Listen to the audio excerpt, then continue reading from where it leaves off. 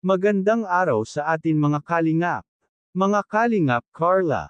Sinorpresa ni Kuya Jomar, pero bago po yan mga kalingap, kung bago pa lamang kayo sa channel ko baka naman po pwedeng pa-like and subscribe my channel para lagi po kayong updated sa aking videos. At kung pwede sana patapusin muna natin ang video na ito para alam natin ang nilalaman nito at huwag din po natin kalimutan mga kalingap na pakisuportahan ang ama ng kalingap na si Val Santos Matubang at Kalingap Rab Matubang pati na rin ang viewers na laging sumusuporta sa aking channel at reactioners. Maraming salamat po. Mga kalingap, hindi inasahan ni Carla ang pagdating nila Kuya Jomar kaya nabigla ito nang nakita silang dumating.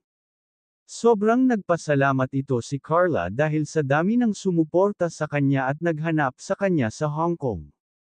Kaya nakakataba daw ng puso na maraming nagmamahal at maraming nagbigay ng pasalubong kay Carla galing sa mga sponsor at mga supporters.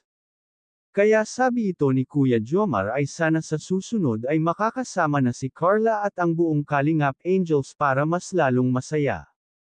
Mga kalingap sinorpresa din ito nila Kuya Rab ang pamilya ni Carla dahil binigyan ito ng pangkabuhayan showcase ang kanyang tatay galing ito sa Team Jumcar 18. Napaiyak ang kanyang tatay sa tuwa dahil magagamit daw nila ito araw-araw sa paghahanap buhay. Kaya tuwang-tuwa ang mga magulang ni Carla sa binigay sa kanila na bangka.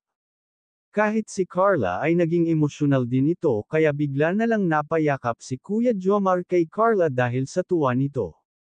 Kaya nagpasalamat din ito si Carla kay Kuya Jomar dahil sa effort niya na pagdala ng mga pasalubong kay Carla.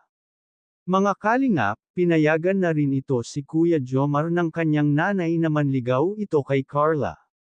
Bahala na daw sila kung ano ang gusto ng mga ito at malaki naman na sila.